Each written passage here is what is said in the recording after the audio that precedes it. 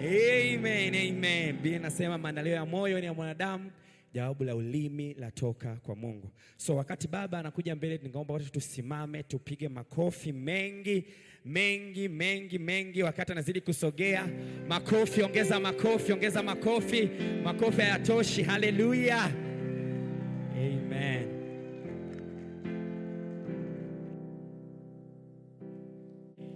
Haleluya. Haleluya. Haleluya.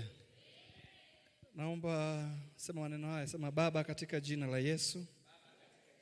Sema kama ya kwako na maanisha, sema Baba katika jina la Yesu. Baba katika jina la Yesu. Moyo wangu uko tayari. Moyo wangu uko tayari. Akili yangu iko tayari. Akili yangu iko tayari. Nafsi yangu iko tayari. Nafsi yangu iko tayari. Sema na moyo wangu. Sema na moyo wangu. Sema na maisha yangu. Sema na maisha yangu. Litume neno lako. Litume neno lako. Liniondoe katika maangamizi. Liniondoe katika maangamizi. Maana neno lako ni taa. Maana neno lako ni taa. Na sitakaa gizani. Na sitakaa gizani. Katika jina la Yesu. Katika jina la Yesu. Ninakiri. Niko tayari. Niko tayari. Kusikia. Saa hii. Kutoka kwako. Katika jina la Yesu. Katika jina la Yesu. Haya, omba mwenyewe, mwambie Bwana akupe neno la kwako la masaa la majira katika jina la Yesu. Inua sauti yako, mwambie Bwana, niko tayari kusikia, niko tayari kusikia. Useme na maisha yangu. Nasema umesikia mara nyingi, lakini labda usikie tena kwa namna nyingine ambayo itakuwa ni ya heri. Baba, katika jina la Yesu Kristo, asante kwa uaminifu wako, asante kwa wema, asante kwa neema. Ninakutukuza kwa sababu uko mahali hapa. Asante kuendelea kutuhudumia na kuyahudumia maisha yetu. Na kipekee tena nasimama hapa Bwana kama chombo, nikiamini Mungu utasema nami na utasema nasi. Nitumie tu kama chombo chako, useme mwenyewe na watoto wako katika jina la Yesu. Kwa kuwa Bwana tumepata neema mbele yako leo, Bwana, tena jihudhurishe, ubariki ujumbe na Bwana ubariki wapokeaji katika jina la Yesu Kristo. Amen. Amen. Kama unayo Biblia, fungua pamoja na mimi kwenye Kutoka sura ya 19. Kutoka sura ya 19. Sijasema uketi. Kutoka 19 mstari wa kwanza mpaka wa 8. Nitasoma katika Biblia takatifu. Kama umefika useme amen. Kutoka sura ya 19 mstari wa kwanza mpaka wa 8. Nasema tena, Kutoka sura ya 19 mstari wa kwanza mpaka wa 8. Maandiko nasema, mwezi wa 3 baada ya kutoka Waisraeli katika nchi ya Misri, siku hiyo hiyo wakafika jangwa la Sinai. Nao walipokuwa wameondoka Refidimu na kufika jangwa la Sinai, wakatua katika lile jangwa. Israeli wakapiga kambi huko wakiukabili mlima. Musa akapanda kwa Mungu, na Bwana akamuita toka mlima ule akisema, utawaambia nyumba ya Yakobo na kuarifu wana wa Israeli maneno haya, mmeona jinsi nilivyowatenda wa Misri na jinsi nilivyowachukua ninyi juu ya mbawa za tai, nikawaleta ninyi kwangu mimi. Sasa basi, ikiwa mtaitii sauti yangu kweli kweli na kulishika agano langu, hapo ndipo mtakapokuwa tunu kwangu kuliko makabila yote ya watu, maana dunia yote pia ni mali yangu. Ninyi mtakuwa kwangu ufalme wa makuhani na taifa takatifu. Hayo ndiyo maneno utakayowaambia wana wa Israeli. Musa akaenda akawaita wazee na watu, akawafunulia maneno hayo yote Bwana aliyokuwa amemwagiza. Watu wote wakaitikia pamoja wakisema, hayo yote aliyosema Bwana tutayatenda. Naye Musa akamwambia Bwana maneno ya hao watu. Amen. Karibu uketi katika jina la Yesu. Katika Jumapili hii ambayo tumeichagua kipekee kusherekea miaka 4 ya Eagles Chapel, ujumbe ambao nimeupokea katika utulivu toka wiki 2 nyuma. Ujumbe ni wa kwangu, lakini nataka niutumie ujumbe huo kama kichwa cha kusemesha sote, na ujumbe wenyewe ni kwa kuwa nimepata neema. Amen. Kwa kuwa nimepata neema. Taandika tu hivyo hivyo, kwa kuwa nimepata neema. Haleluya. Haleluya. Kwa kuwa nimepata neema. Namba 4, kwa maana ya namba inamaanisha mwanzo mpya. 3 ni ukamilifu. Baada ya 3, 4 inasimama badala ya mwanzo mpya. Kwa hivyo mwaka wetu wa 4 tunaona kama hatua tena za kuzihesabu kwa namna nyingine. Na ujumbe ambao Mungu alinipa ni ujumbe huo wa kwa kuwa nimepata neema. Haya maneno aliyasema Mariamu ni mmoja aliyesema waziwazi. Malaika alipompelekea ujumbe kwamba amepata neema na yeye atachukua mimba kwa uwezo wa Roho Mtakatifu na atazaa mwana, akasema itakuwaje mambo haya? Akaambiwa itakavyokuwa. Lakini baadaye akasema kwa kuwa nimepata neema na iwe kwangu kama ulivyosema.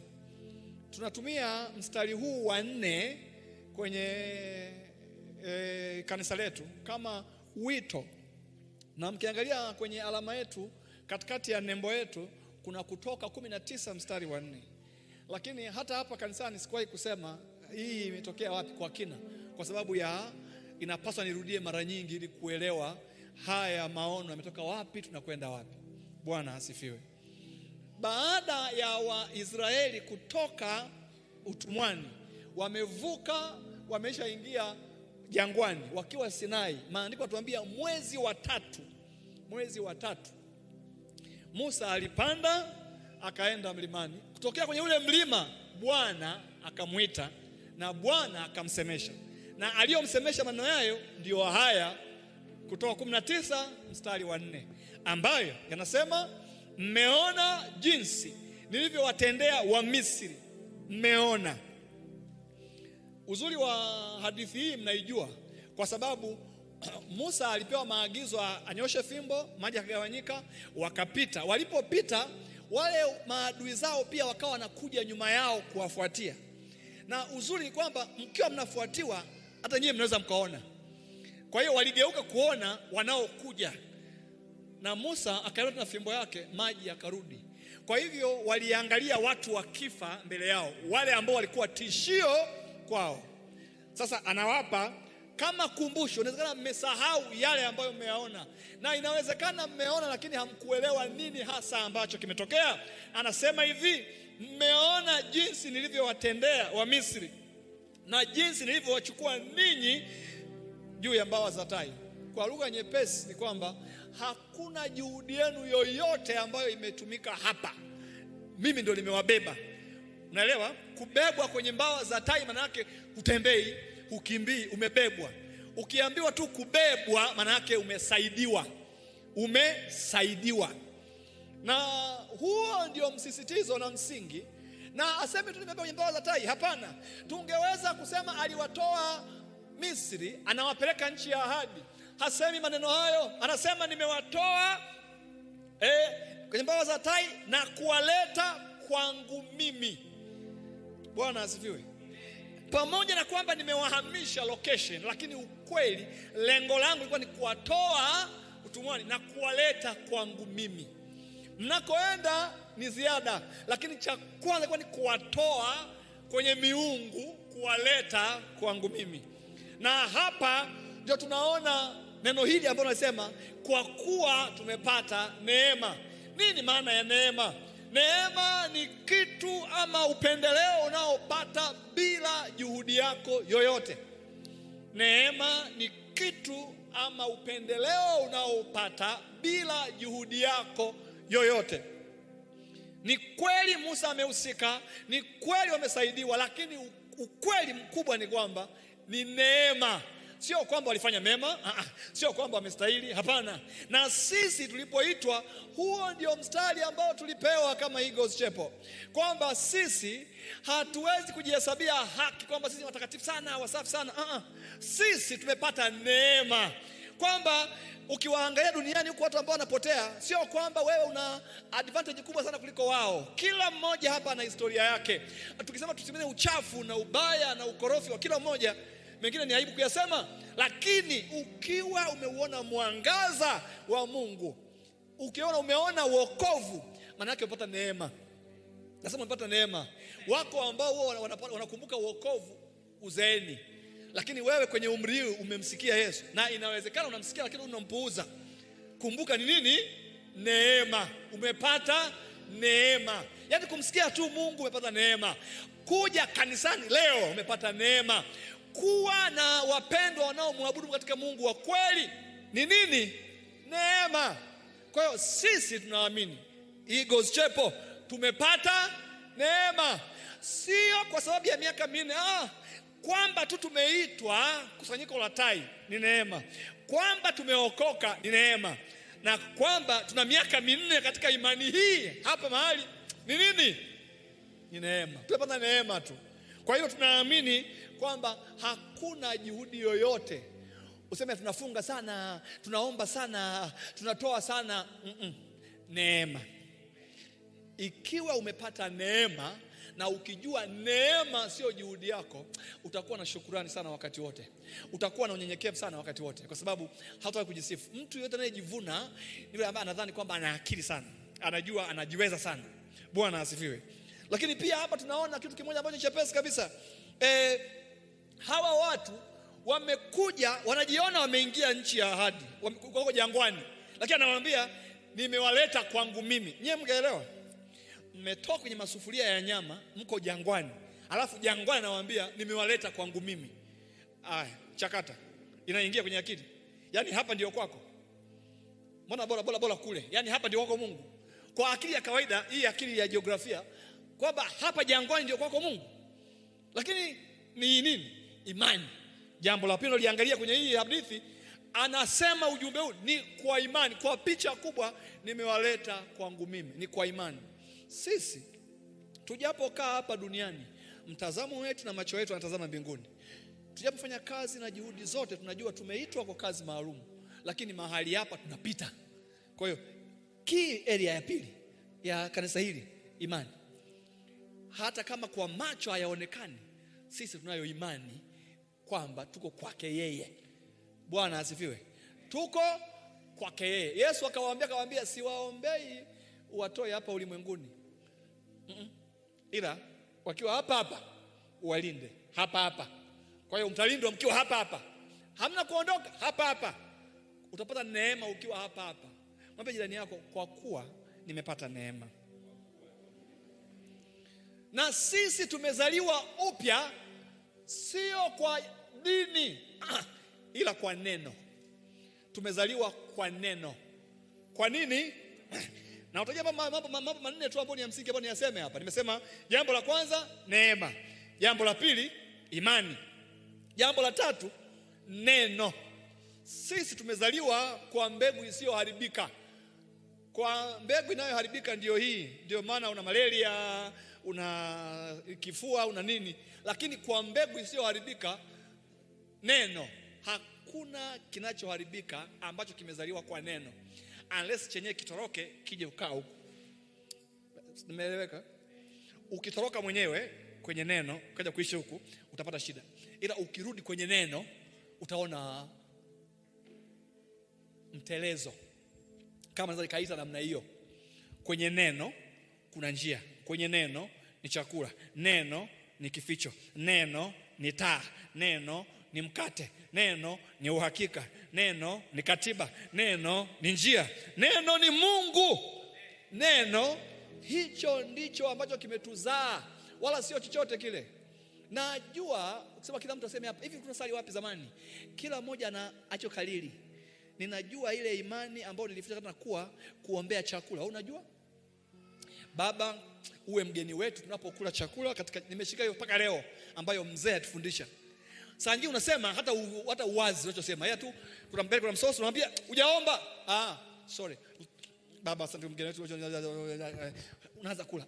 Akili yako saa hizo haisomi, imekalili.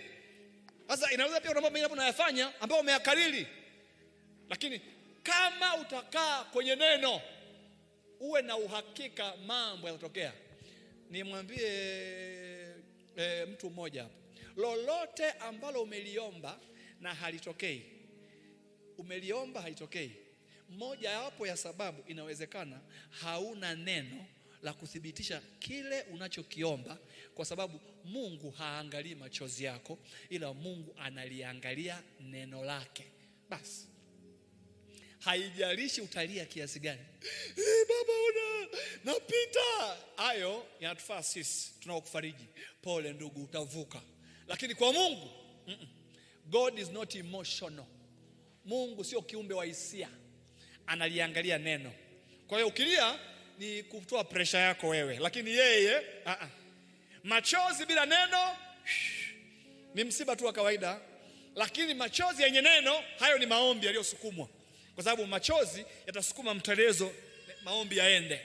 Bwana asifiwe. Kwa hivyo ni kwa neno aliyowaambia hawa watu hao. Na jambo la mwisho aliyowaambia watu hawa, anasema nilivyowafanya wa Misri, sio kwa mfanya juhudi kubwa sana. Na saa hii anawaambia, kama mtakuwa watiifu, kama mtashika sauti yangu kweli kweli, ndio mtakuwa tunu. Anawaambia kama mtashika maagizo, ndio mtakuwa taifa teule. Vigezo na masharti kuzingatiwa. Kama, sio tu baba mi wako, kama utaisikia sauti na utaitii ili agano. Na sisi tunaweza kuendelea kuongea na mbingu wakati wote kupitia maombi. Kupitia nini? Kwa hiyo kwa kuwa umepata neema, kama umepata neema, maana yake imani ni nguzo. Kama umepata neema, neno ni base. Kama umepata neema, maombi ni paa. Haleluya. Kama umepata neema, hayo ndio ya neema, imani, neno, maombi. Bwana asifiwe. Tulipoanza mwaka huu, Bwana alitupa neno la mwaka ambalo ni msingi upya, reestablishment, ambalo Waamuzi sura ya 6 mstari wa 25 na wa 26. Waamuzi sura ya 6 mstari wa 25 na 26. Nitasoma katika Biblia takatifu. Nasema, ikawa usiku huo huo Bwana akamwambia, mtwae ng'ombe wa baba yako, yaani ng'ombe wa pili wa miaka 7, ukaiangushe madhabahu ya Bahali alionayo baba yako, ukaikate Ashera ile iliyo karibu nayo, ukamjengee Bwana Mungu wako madhabahu juu ya ngome hii kwa taratibu zake. Ukamtoa ile ng'ombe wa pili na kumtoa awe sadaka ya kuteketezwa kwa kuni za ile Ashera ulioikata. Bwana asifiwe. Mungu alimtuma Gideoni wakati wa vita, wakati wa mapambano. Ilikuwa ni wakati Israeli wamekaa kwenye uonevu wa Kifilisti. Unajua wewe unasema una uonevu. Huu uonevu wa maisha yako binafsi hauja kufikia uonevu wa wenzako. Huu uonevu ambao wanakuja watu na wanyama wanaingia shambani mwako na uwafanyi kitu. Sawa sawa? Unapigwa makofi na ufanyi kitu. Wenyeji walikimbia mji wakaenda milimani, wamejificha huko. Kwa sababu gani? Huko wako watawala. Wanachukua chochote nyumbani kwako, chochote. Na hii saa Gideoni anatokea na Mungu anamwambia, shujaa. Yeye anashangaa, mimi shujaa? Na anaambia umepata neema, wewe ni shujaa. Anasema kwanza familia yetu ni maskini, alafu mimi mwenyewe mtoto wa mwisho kabisa huko, yani hata sifanani. Alafu Mungu anamwambia hayo unayosema ni ya kwako, mimi nasema hivi, umepata neema. Sawa sawa? Hayo maelekezo ni ya kwako. Haya, mimi mtoto wa mwisho, familia yetu maskini, hayo ni ya kwako, ila nisikilize mimi. Gideoni, umepata neema, wewe ndio ufunguo na ukombozi wa hii taifa. Anamwambia Gideoni, umepata neema. Anamwambia, neema ipi na hali ngumu kiasi hiki? Yaani neema ipi? Hata ukikuwa ni ungesema hivyo hivyo. Neema ipi?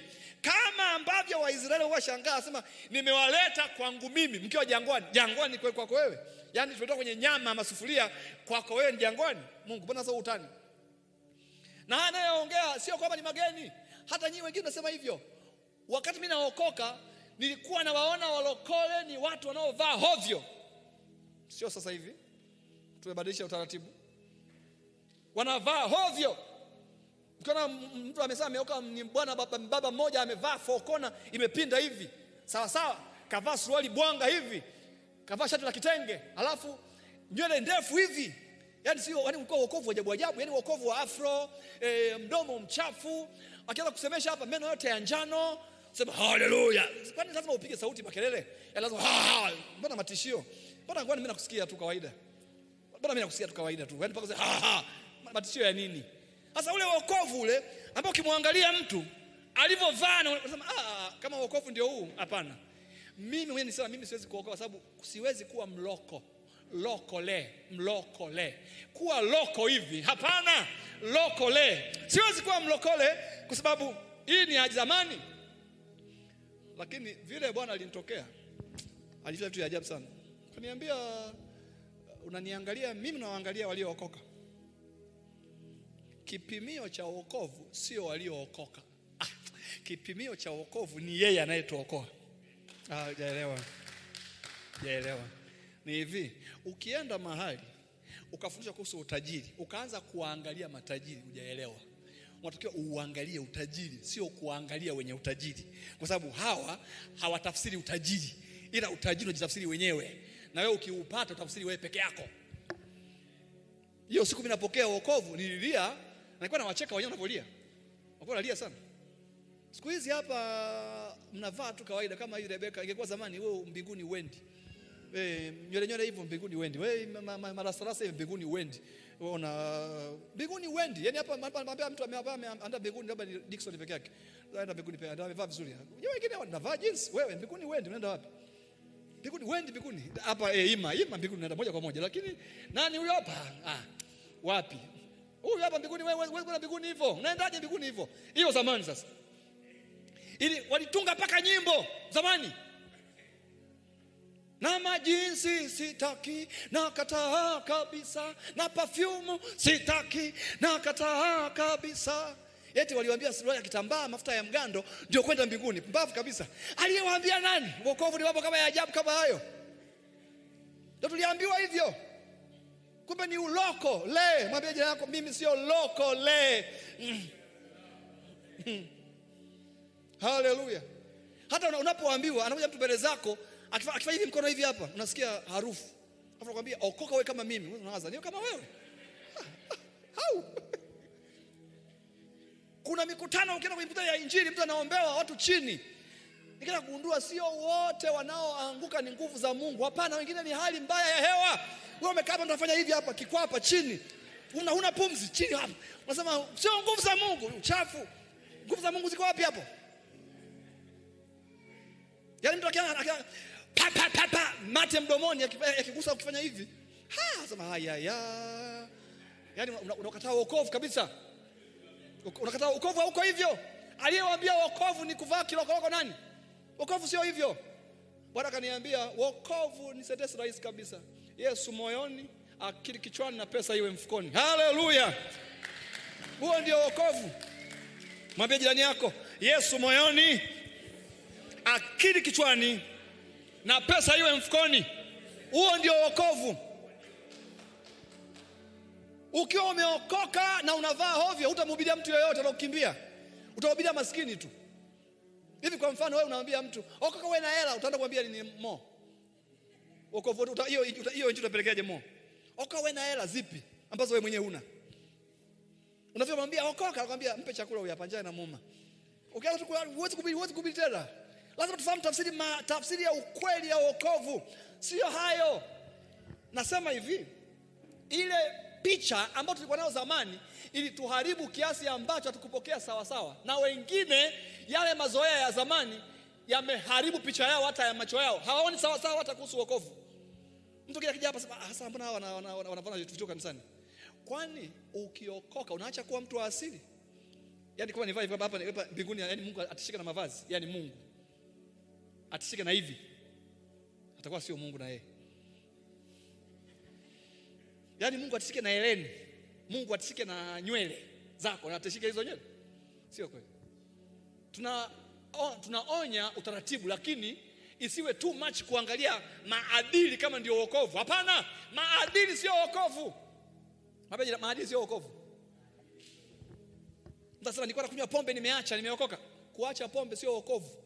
Umekuwa tabia nzuri saizi.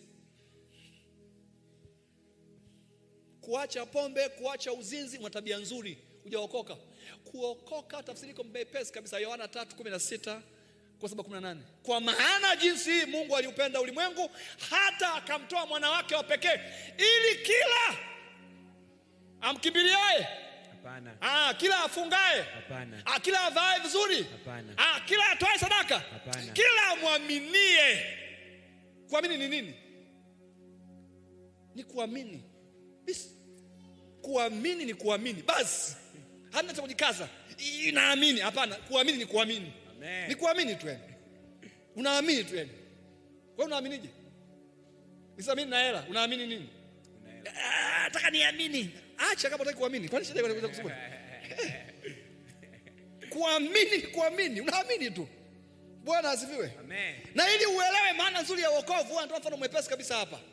Bwana John anafanya kazi kwenye kampuni moja, kasingiziwa ameiba milioni 50, lakini pia ametembea na secretary, kawekwa ndani. Kazi hana, jela miaka 30.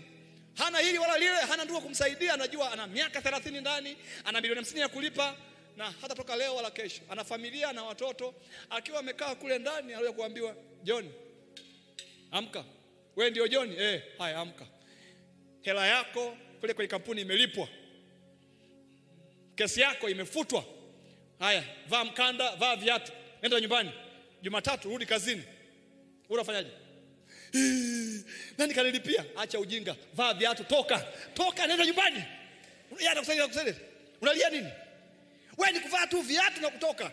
Haya mambo huamini, utaamini njia ninakoenda. Kwani wewe huamini kama umetoka hapo umetoka ndani? Amini hivyo tu kwamba nilikuwa mfungwa nimetoka basi. Unataka uamini nini?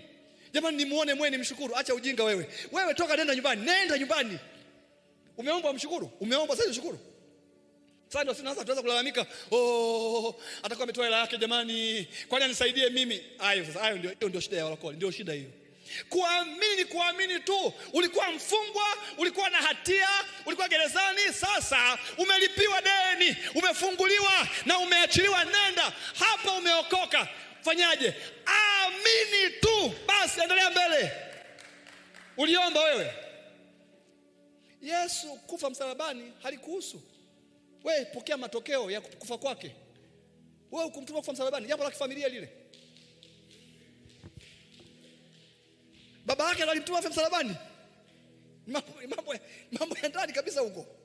Unaweza kulia utasikia unaomba kweli ni huzuni. Unataka ufe wewe? Wewe acha ujinga wewe. Anacha uzuri hapo. Ni furaha. Labda kama hujawahi kudaiwa alafu ukalipiwa deni. Hujawahi kudaiwa wewe? Wale wafanya biashara watanielewa. Ile unafika kibano alafu nakwambia, "Hamna shida. Nimekulipia nenda." Unasikia? Hiyo sasa ndio hiyo. Sasa hii ni ya rohoni. Wokovu ni kwamba sema nimelipiwa deni, nimefunguliwa, sina hatia tena. Hiyo ndio maana ya wokovu. Hiyo ndio maana ya wokovu. Kwa kuwa umepata neema ya kuokoka, ndio kama hiyo tu. Hakuna juhudi uliyofanya. Hakuna kwamba wewe ni mwema sana. Na ukielewa maana ya wokovu, hutamhukumu mtu anayevuta bangi barabarani. Hutamhukumu kahaba, hutamhukumu mchawi, hutamhukumu, sababu sio kwamba wewe ni msafi sana. Ni neema tu umeipata, umehamia upande huu na una maisha mazuri. Endelea kumuombea yule ambaye hana hiyo neema, mwambie Bwana neema imfikie. Sio unaenda kumtishia mtu. Wewe utachomeka motoni wewe. Wewe ulienda lini kusomea motoni? Badala ya kuhubiria watu injili na watishia. Alafu wewe na ukahaba wako utakuwa kuni motoni. Aliyekuambia nani utakuwa kuni watu? Wapi? Matisho unayatoa wapi mjinga wewe? Kama huwezi kuhubiria waache. Sawa sawa? Na si hapa tunaamini hivyo hivyo. Hapa ndani wamekuja watu ambao kwa hali ya kawaida huwezi kuwaelewa. Hawaeleweki. Nishakaa na wavuta bangi hapa. Nishakaa na walevi. Sio wale mtu anayeamka na pombe asubuhi, pombe kali. Najua kwamba huyu anakunywa, lakini wala sina shida naye. Ndio kila siku nampa maombi. Haya, tuendelee. Kuna mwanangu mmoja kwa sema, yani hawezi kuwa mpaka avute bangi. Alikuwa anatia moyo sana yule mtu. Yani jioni anasema na maombi usiku kibaba. Yani nasipati steam yani. Kwa hiyo anaenda saa 4 usiku anapiga. Alafu anaanza. Tuendelee tu. Hii njia inatoka. Sasa hivi havuti tena, anampenda Mungu vibaya mno. Hakuna aliyemwambia acha bangi, acha pombe. Neno kumsaidia mtu. Huwezi kumbadilisha mtu yoyote wewe kwa nguvu zako. Neema. Yohana 17:17 sema uwatakase kwa ile kweli. Neno lako ndio kweli. Ukijua kweli inafaa. Usimhukumu mtu. Nafikiri mnakumbuka shule za hapa. Mnakumbuka shule za hapa. Mnajua shule za hapa. Alikuja mtu kuongea mwenyewe hapa. Baba, mimi nilikuwa nakunywa nikiwa hapa. Sababu unajua kwa ujui. Najua. Unafikiri siwaone? Nawaona. Halafu bahati mbaya sana Mungu amenipa ofisi ya unabii. Unabii naona mengi sana. Mimi sio mtu wa kutishia. Naona umevaa chupi nyekundu. Haya hayatumiki hapa. Hapa hayapo. Huo puzi atufanye hapa. Hii nianze kuchiatia hapa. Haya. Can I talk with you? Naona umevaa hiki na hiki. Naona jana hapa. Naona, lakini ninachokisema ni neno. Acha nikikuona na kusaidia. Nikupa maagizo, maelekezo, maana naweza kuona, naweza nikakuonya tu. Mwanangu hiki usifanye. Hiki usifanye ama fanya hiki. Wewe unajua kwamba najua. Kuna siku nakwambia usoni kabisa ABC. Utasema umejuaje sasa? Utajua kama nimejuaje. Ila ukweli ni kwamba hata tu hiyo ofisi yenyewe pia imechafuliwa kwa sababu watu wengi wamekuwa waharibifu. Kwa hiyo sisi manabii tumeonekana matapeli vile kwamba kila nabii ni mpigaji, kila nabii tapeli, yani kila nabii haongei neno, ni makelele tu. Neno. Kama sitawaambia injili, ile injili pekee ambayo Yesu ameiacha, hata nyinyi muondoke. Umesikia? Hakuna injili nyingine zaidi ya Yesu Kristo peke yake. Na hakuna kitu tunachokihitaji. Ndio maana tuna msemo wetu, Jesus alone. Yesu peke yake anayetosha. Hauhitaji kisaidizi chochote. Ni mjinga tu ambaye anaweza kuchaji simu kwa power bank wakati umeme upo. Haleluya. Haleluya. Amen. Huyo msana Bwana ameambia Gideoni. Anaambia Gideoni, kavunje madhabahu baba yako, ujenge mengine. Hatukimbia tuondoki. Tuna misingi tutokea kwetu huko. Kama kuna mambo ile kukuza hujayabadilisha, hata badilika. Na kuna mambo yatakutafuna sababu ya wazazi wako. Ila ukiamua kujitenga, useme sasa nakataa kuishi maisha ya kawaida kwa sababu nimemwona mjomba, babu nani? Hii njia haitoki. Unaamua kugeuka useme mimi naanza kutembea. Na kuhakikisha utatembea. Nasema utatembea. Nasema utatembea. Nasema utatembea. Neema ya Mungu inatosha kabisa. Na neema iko wazi kwa kila mtu. Hamna ambaye anastahili, hakuna ambaye anaweza kwamba mimi ndio ninaweza sana. Uwe umesoma, hujasoma, neno la Mungu ni lile. Una umri mkubwa mdogo, una hela una, neno la Mungu limenyooka hivi. Yaani halichagui maskini, tajiri, mwenye hela, hana, imenyooka hivi. Kwa kuwa umepata nini? Neema. Sasa kwenye misingi hii ambayo tunasimamia, kuna watu ambao tunao Eagles Chapel na wengine pia wamekuja. Inawezekana hawajui yale tunayoyasimamia. Sisi kwenye kanisa hili kuna mambo ambayo Mungu ametupa.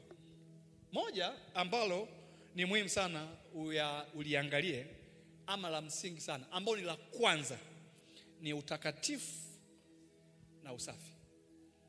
Naomba sema na mimi, utakatifu na usafi. Utakatifu na usafi. Hii ni mikazo yetu, utakatifu na usafi.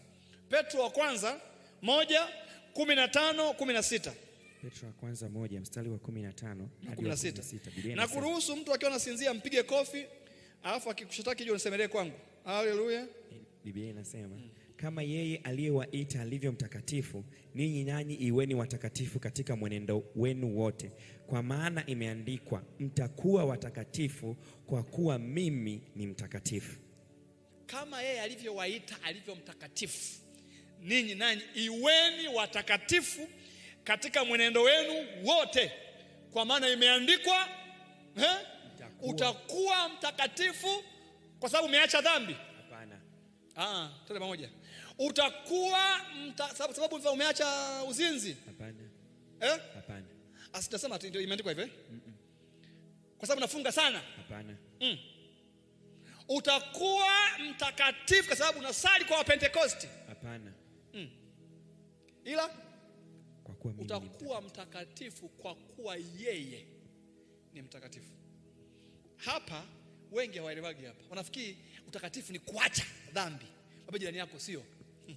Sio. Utakatifu sio kuacha dhambi. Ila utakatifu ndio unaokufanya uache dhambi. Utakatifu sio kuacha dhambi. Ila utakatifu ndio unaokufanya wewe uache dhambi. Kwa sababu hakuna anayeweza kuacha dhambi kwa akili yake. Unapopenda dhambi hivyo wewe utaacha saa ngapi? Saa ngapi? Wewe saa ngapi utaacha wewe? Ila akiingia roho wa Mungu ndani yako, sifa ya Mungu ni utakatifu. Anasukuma uchafu wote unaondoka. Unaweza kukataa mwenyewe. Angalia jiko la mkaa. Utasema wao hatutumiagi. Wanatumia mkaa? Very good. Bora mmekuwa waaminifu. Jiko la mkaa, weka mkaa juu ya mkaa, alafu chukua kaa moja la moto, weka juu yake. Unapoendelea kupepea, jiko lote linakuwa jekundu. Uongo kweli? Limekuwa jekundu kwa sababu ya ule mkaa uliouweka. Na mle ndani kama kuna mende, mjusi, buibui, moto unapoendelea kuwaka wanakimbia wote. Ala uambie ondokeni. Kwa sababu ya ule moto uliowaka. Na wewe ndivyo ulivyo, ni kama jiko la moto tu. Anapoingia ndani yako Roho Mtakatifu, anaanza kufanya wewe kuwa mtakatifu. Kwa kadri ambavyo unaendelea kupepea na kupepea, unashangaa unaanza kuchukua asili ya Mungu. Kuna mambo unayaacha mwenyewe. Kuna mambo umeambiwa na watu wengi sana, acha uache. Lakini neno ndani yako linakupa namna mpya ya kufikiri, namna mpya ya kuona na kufanya. Ghafla unaanza kuacha mambo mwenyewe, unajikuta hii njia sio. Kwa hiyo unakuwa mtakatifu kama alivyo mtakatifu. Usisahau, utakatifu sio chaguo, ila ni utambulisho wa watoto wa Mungu. Amen. Utakatifu sio chaguo, ila ni utambulisho. Wote waliompokea Kristo, huo ndio utambulisho wao, kwa sababu anakaa Roho wa Mungu ndani yao. Bwana asifiwe. Lakini pia usafi ni muhimu sana. Usafi ni muhimu sana. Nina notes ambazo nimeandika hili somo, lina peji 13. Siwezi kumaliza lote, lakini wanangu tawatumia somo kama lilivyo, ili kila mtu asome kwa sema waache kuandika. Nasema siwezi kusema yote hapa ndani, ila nataka nikusomee andiko ambalo naliangalia kwa kipekee sana. Zaburi ya 24 mstari wa 3 na wa 4. Ukipata nafasi kasome Zaburi yote ya 24. Yasema hivi: ni nani atakayepanda katika mlima wa Bwana? Ni nani atakayesimama katika patakatifu pake? Mtu aliye na mikono safi na moyo mweupe, asiyeinua nafsi yake kwa ubatili, wala hakuapa kwa hila. Kupanda kwa Bwana inataka usafi. Na usafi sio usafi wa moyo tu, ni pamoja na usafi wa mwili.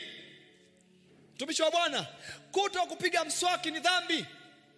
Sio kwa sababu ya meno yako, kwa sababu ya kuwakwaza wanaosikia harufu ya meno yako. Haleluya. Unaelewa tena? Dhambi ya uchafu sio kwa sababu ya wewe, ni kwa sababu ya kuwakwaza wengine. Kama wewe unaupenda kuwa mchafu, kaa peke yako. Sawa? Bado jirani yako ukiwa mchafu, kaa peke yako. Ukaa na sisi lazima tuwe msafi. Umeokoka, huogi, umeokoka. Unalalia shuka moja wiki 2, pumbavu wewe. Umeokoka. Unafagia uchafu chumbani chini ya kitanda. Ufui nguo, umeokoka. Unavaa nguo za ndani chafu. Unavaa boxer imetoboka, umeokoka. Yaani ukiona unavaa nguo za ndani chafu, boxer, vest, maana yake wewe maisha yako uyapendi. Unapenda maonyesho. Ni afadhali uvae nguo za ndani mpya, za huku nje zichakae. Utakuwa una akili. Ila ukiwa unavaa ndani zimechakaa, nje ndio safi, jinga kabisa. Wengine wako hapa hata tu kitanda hajatandika leo. Na waona? Mmeacha neti kama vile shimo, unaingia kama ndege hivi. Kama kiota. Maisha gani hayo? Usafi. Maandiko yanatuambia wasafi wa akili, usafi wa mtazamo, usafi wa maneno, usafi wa moyo, usafi wa roho, usafi kwenye kila eneo. Wabia yako, usafi kwenye kila eneo. Ndio utakatifu. Mungu ni mtakatifu. Mbinguni ni fedha na dhahabu, ni utakatifu, ni usafi. Wewe ukiingia kwenye chumba chako mwenyewe na unapiga chafu chumbani kwako, Alafu unakaa kidogo ili uzoee. Eti uzoee chumba chako. Uzoee wapi? Haleluya. Kama naona vijana hapa. Yaani kuna mtu ana mapazia yamekaa kwenye ukuta miezi 6. Hata hajaje kutolewa, yani yako pale pale. Kama vile ni sehemu ya ukuta. Wewe msafi wewe, uchafu ni dhambi. Hivi si ukiumwa ghafla, mtu aje kwenye chumba eti atakuona kweli? Yaani umelazwa huko ndani. Utaja, John upo? Alafu yeye ndo anazimia mlangoni. Kuja kukuona wewe sababu ya hali ya chumba chako. Bwana wewe. Hiyo sio sawa. Utakuwa unapiga kelele, mimi naomba Mungu anijibu, mambo hayaendi. Hapana, una mapepo nyumbani mwako. Kuna baraka haziwezi kuja kwenye uchafu. Yaani hali tu ya chumba chako nyumbani kwako, kuna baraka haziwezi kuja. Kuna maombi haziwezi kupita. Unapita kwenye maombi ya uchafu hayo, unaombaje? Roho Mtakatifu, afu unakuta kuna mauchafu yamejaa chumba. Mtakatifu, Roho Mtakatifu yupo, labda ukaombee kwenye uwanja. Bwana asifiwe. Hapa ndani tunaamini kwenye usafi, utakatifu na usafi. Na wewe uliyefika hapa, iwe ni kipaumbele chako. Haya mambo, utakatifu ni utambulisho, usafi ni nidhamu. Usafi ni nidhamu. Hata kama upendi kuoga, oga kama dawa, sawa sawa. Kama upendi kunyosha, nyosha nguo kama dawa, sawa sawa. Yani fanya mambo kama nini? Kama dawa. Yani kuwa msafi kama dawa, hata kama utaki. Fanya kama dawa tu, yani nitakuwa tu msafi kwa lazima. Hata kama utafanya sababu umenuna, lakini fanya kama dawa, sawa sawa. Fua nguo kama dawa, oga kama dawa, sawa sawa. Naongea na watu hapa. Kuna vijana hapa. Asema nikioa atakuja mke kufanya usafi. Mjinga wewe, mke sio mfanya usafi. Anza kuwa safi kwanza kabla hujaoa. Mimi simsemi mtu. Haleluya. Mathayo 5:8 anasema heri wenye moyo safi watamuona Bwana. Maana yake kumuona tu Bwana ni moyo safi. Bila moyo safi utamuona. Sasa utamuona wapi? Kwenye masomo huwezi kumuona Bwana. Kwenye biashara huwezi kumuona Bwana. Mtaani huwezi kumuona Bwana. Kwa nini? Una moyo safi. Hapo tu. Mnakaa tu mwenye moyo safi, mwenye moyo safi. Kwenye moyo safi atamuona Bwana. Ukitaka kumuona Bwana kwenye lolote, moyo safi. Bwana asifiwe. Jambo la pili ambalo ni mkazo wetu ni uaminifu na kujiamini. Uaminifu na kujiamini. Mithali 28:20 nasema mtu mwaminifu atakuwa na baraka nyingi. Mtu mwaminifu atakuwa na baraka nyingi. Mwaminifu kwenye muda, mwaminifu kwenye fedha, mwaminifu kwenye chochote unachofanya, lazima uwe mwaminifu. Wapendwa, wengi ni waongo na uongo wao wanauficha kwenye maneno. Uko wapi? Hapa karibu. Sio karibu hapo. Yuko mbali sana. Umedanganya hapo. Unafika saa ngapi? Dakika 0. Acha upuzi basi. Acha upuzi. Acha upuzi. Dakika 0 wapi? Sema ukweli. Kwani una shida gani? Haya mambo ya uongo hivi unaingia moto sababu ya dakika 0 kweli? Serious? Eti kweli kabisa. Yaani uende motoni kwa sababu ya dakika 0 kweli kabisa. Yaani uko kwenye mlango wa jehanamu, mzinzi yule pale, Idi Amin yule pale, si nani mwingine pale, siseme ameenda motoni. Nasema wale wabaya wote. Alafu uko pale, wewe dhambi yako nini? Nidanganya kwenye muda. Yaani wewe utakuwa mpuuzi kweli? Yaani hapana. Uwe mkweli basi. Uaminifu. Tena hii ni sifa ya wanaume. Kwa sababu Mungu anadumu kuaminiwa. Sawa sawa? Amen. Uaminifu.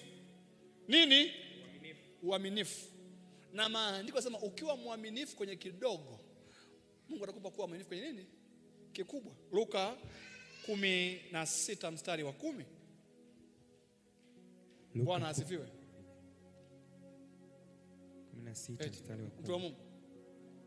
Wewe unafanya kazi, kwani nitumie mfano wa Ima atagombana. Una familia yako na watoto, unaenda kwenye kitimoto. Unakula peke yako kilo 2, sawa sawa Alafu unapeleka nyumbani kilo 1. Alafu kilo 1 yenyewe pia unakaa kwenye ule na wao pia, yani umekula 2 peke yako, sawa sawa Alafu nyumbani kuna wewe, mke wako na watoto na ndugu na jirani, na wewe pia unakaa hapa. Na kwa sababu ni baba mwenye nyumba anakuwekea nyingi tena pia peke yako. Hata una watu ujishtuki, unakula nyingi pesa zaidi.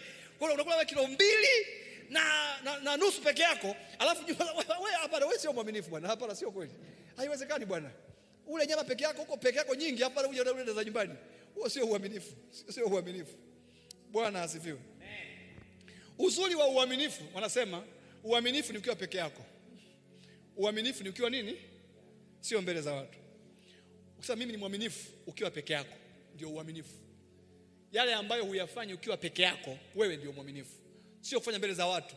Mbele za watu ni maonyesho. Wapendwa sio wambea, ila wanapenda kushirikishana mambo.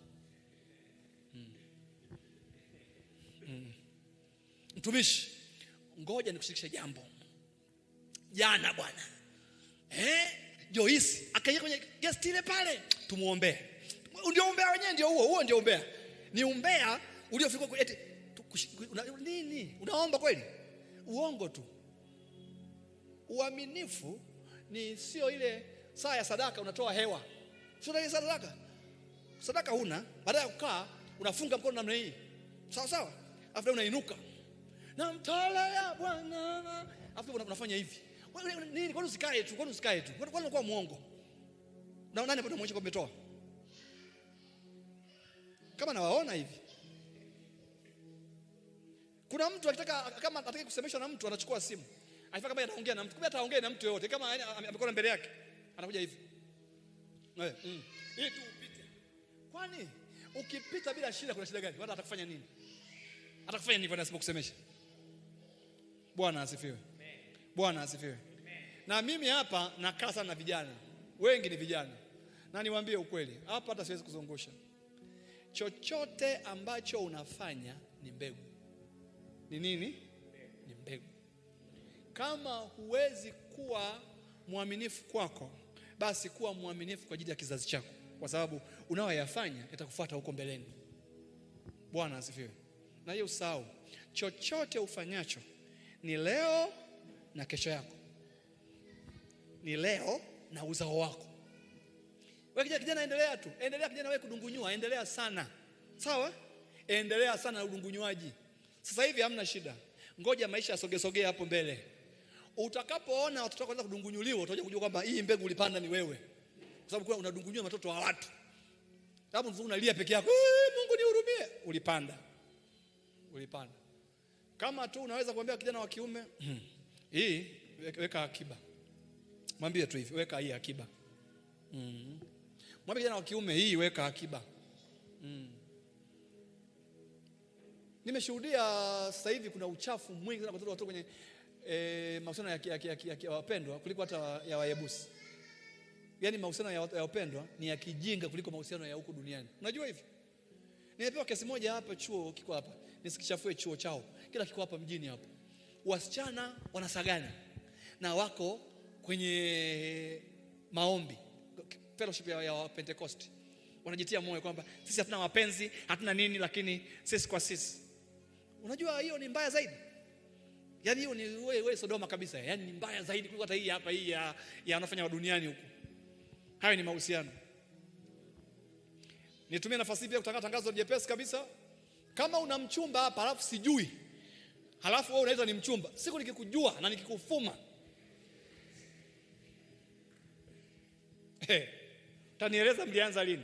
Na nakwambia kabisa, wewe uwe na mchumba, uwe na mahusiano hapa, mimi sijui, siku nikufume, hiyo saa nitakupiga na fimbo takatifu. Atawaambia mama, na kwa gani nina fimbo? Ninayo. Ambayo nachapa saa yoyote ile. Nilisema hata kama ukianza mahusiano, kama wewe ni mwaminifu, njoo uniambie, baba ndio naanza. Hata kama yataishia njiani, useme yameishia njiani. Kuna shida gani? Sasa wewe jipeleke, tunakuangalia tu. Na ubaya ukianza mahusiano, tunakuangalia kwenye macho, tunajua tu huyu ana mahusiano, huyu. Macho yake haya, macho yake haya. Huyu ana mahusiano. Inakuwa juu, inakuwa hata tulia ni. Hata ukisema mahusiano, anaanza kujishtukia tu. Nawaona. Kuna wengine bwana nikiwa nje bwana amenionyesha. Na nataka nao chemba. Nawaona. Nikashtuka, hata huyu naye. Nikashaka kumbe naye pia ni binti. Naye pia anza kuhusiana.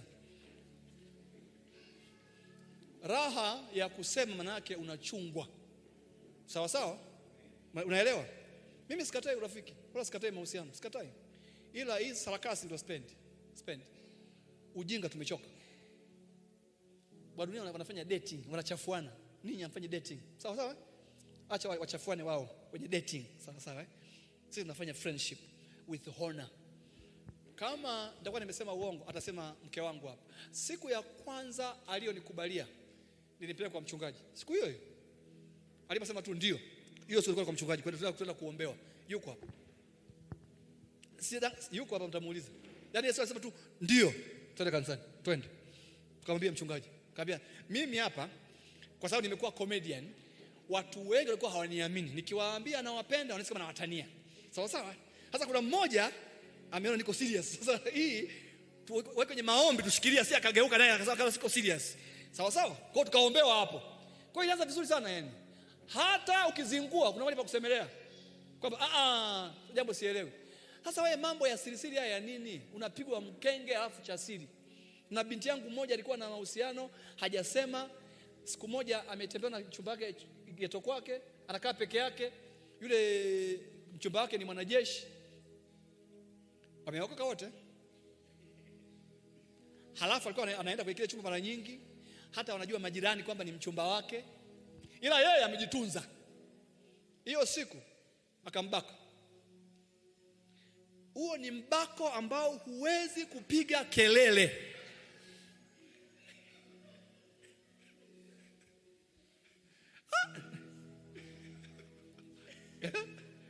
Sawa sawa? Huo ni nini?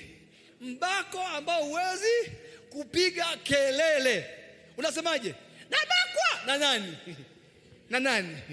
Wakati kila siku anaingia hapa ndani. Leo nabakwa kwa sababu duniani wanajua huwa anaingiaga hapo. Na duniani hata wapi story, unawapa tu picha. Wewe tu ingia tu ndani, wenyewe utamalizia. Utawaambia, tunaongeaga tu. Hiyo mnaongea ni nyinyi, lakini wao huku wanajua huku ukiingia huko ndani mnaendelea. Kwa siku nawaambia nimebakwa. Ulikuwa bado siku zote hizo kumbe? Unyo unashangaa, mbona umechelewa kubakwa? Alikuja kuniambia, baba na maumivu sana, kwanza nisamee kwa nini? Yaliyotokea, nilikuonya. Usianze mahusiano kwa siri. Wewe fanya kwa siri. Lakini 2, unawezaje kumkaribisha mwanaume chumbani kwako unakaa peke yako? Lakini ameokoka. Anayeokoka ni roho, mwili wake unaweza kucharuka saa yoyote. Hii andika, usimwamini mtu yoyote. Yoyote yule anaweza kubadilika saa yoyote. Yoyote ile. Ambaye ni mwaminifu ni Mungu tu. Amenyooka hivi. Watu mimi nina kesi ambaye binti amebakwa na babake wa kiroho. Nakwambia, mchungaji amempeleka alikuwa anaenda shule. Baba niko hapa mjini. Haya njoo. Baba anamwambia niko hapa hotelini Dodoma. Binti akaenda kumtembelea baba hotelini. Siko hapa, niko hapa chumbani. Binti naye kwa kielele naye pata paka chumbani. Baba akafunga mlango. Alimuombea. Maombi ya shetani. Alimwombea mjinga yule. Binti anatoka analia. Mimi siwaamini wachungaji tena. Sio wachungaji, ni mjinga yule mmoja. Usituunganishe kwenye ujinga huo. Usifanye watu ni wapuzi. Alilia, lakini asante Mungu ameolewa, sasa hivi ameolewa. Usimwamini mtu. Nasema usimwamini mtu. Muangalie mjirani yako huyo. Unayemwangalia hapa ni kwa sababu tu mmekaa kanisani. Mkiwa huko nje, ungekaa hivi. Ingekuwa mtaani, ungekaa na hivyo. Hapo umejiachia tu, hata umeweka hata simu umeweka hapa. Ingekuwa mtaani ungekaa na hivyo. Wewe muangalie huyo. Yaani ashumu hiyo sura uipate kabwe. Iangalie hiyo sura hii kabwe uijui. Utaiamini. Iangalie vizuri. Inafanana na mtu ambaye ni mtu wa Mungu huyo. Okay. Yaani ili wingu hapa ndani limemfanya awe mtakatifu, lakini sio kwamba ndio akiwa huko nje iko hivyo hivyo. Uaminifu kwa Mungu. Bwana asifiwe. Lakini pia tunazungumzia kujiamini. Kujiamini. Uaminifu na kujiamini. Waebrania 10:35 someni. Na mwingine afungue Timotheo wa 2:1-7. Waebrania 10 mstari wa 35. Ndio. Biblia inasema, basi msiutupe ujasiri wenu, kwa maana una thawabu kuu. Basi msiutupe ujasiri wenu, kwa maana una thawabu kuu. Timotheo wa 2:1-7 anasema, maana Mungu hakutupa roho ya uoga, bali ya nguvu na ya upendo na ya moyo wa kiasi. Sikiliza, hii iandike tena vizuri. Namwamini Mungu, ananiamini, na mimi najiamini katika yeye. Sawa sawa? Namwamini Mungu, yeye ananiamini mimi, kisha mimi najiamini katika uaminifu wake katika yeye. Kuna mambo hayatatokea mpaka umeanza kujiamini kutokea ndani. Ukisema imeandikwa, unaamini. Unaamini hivyo sasa. Ikini imeandikwa. Haiwezi kuwa imeandikwa mpaka uanze kujiamini kama imeandikwa kweli. Uongo kweli? Uongo kweli? Mpaka useme tokea ndani. Bwana asifiwe. Nani hapa wakati anasoma amewahi kaa kwenye kiti chake akamkuta mtu mwingine amekaa, alafu akaondoka akapata kiti chake kwenye deski lako, umetoka akaa mwingine, alafu uliporudi ukamwacha akae wakaa mahali pengine? Nani? Na alikuwa na ratu. Nani? Ulimtoa? Kwa ulimtoa nini? Kwa kipa ujasiri wa kumtoa kwenye kiti ambacho wewe huja nacho toka nyumbani? Nauliza, deski lako la shule, ni nini kilikupa ujasiri wa kumtoa kwenye deski la shule? Hicho nataka nijue hicho. Nauliza, nataka uwaze, nini kilikupa ujasiri wa kuambia kutoka kwenye kiti changu? Hapa ni pangu. Na deski la shule, sio la kwako, ni la shule. Na yeye pia aliondoka. Ni nini kilikupa ujasiri wa kumtoa? Kwa sababu ndani yako ulikuwa unaamini hapa ni pangu. Umesha establish fact kwamba hapa ni pangu. Hata kwenye ulimwengu wa roho, shetani hataondoka mpaka ajue unajua. Nasema hivi, shetani hata kupisha mpaka ajue unajua kwamba anatakiwa atoke. Ndio Mungu amwambia atoka, akamwambia wewe nani? Watemeka, umtoi. Nakwambia shetani sio kama mjomba wako. Wewe unamwambia mjomba ondoka, na ondoka. Shetani sio hivyo. Utaka usimame kwa fact. Na ndio maana Yesu alimshinda shetani kwa imeandikwa. Wewe imeandikwa ipi? Na ile iliyoandikwa sio ya mdomoni, imtoka moyoni, imeandikwa. Haleluya. Juliet, simama juu. Mpe mic. Wewe ni mwanamke? Ndio. Una uhakika? Ndio. Juliet, wewe ni mwanamke? Ndio. Are you sure? Ndio. Unaweza kuiambia dunia ni mwanamke? Ndio. Mbele ya TV? Ndio. Okay. Kumbe ana uhakika. Uwe uhakika ambao wanao ndio unapaswa uwe uhakika wa imani yako. Sawa sawa? Kwamba hata ufanyaje stingishiki. Binti ukimwambia umeokoka? Umeokoka au mtani? Umeokoka unatoa hela. Umeokoka? Sio sana. Hiyo shida hii. Hii shida hii. Au mfuate mtu. Dada nataka niweka mimi na mchumba. Una mchumba? Njoo kesho na gari. Una mchumba? Tulikuwa kwenye mahusiano lakini unagundua haikuwa serious. Bwana asifiwe. Uwe uhakika ambao unao ni kuuza unaenda mbinguni. Useme naenda. Yaani kama kwenda mbinguni ni X na kama mimi ni mwanaume mwanamke ni Y. Make sure X is equal to Y. Make sure una confidence hiyo kwamba I am going to heaven. I'm born again. Hiyo tu. Mwambie jirani yako una uhakika? Una uhakika? Lazima ujiamini. Wapendwa wengi hawaendelei sababu ni waoga sana.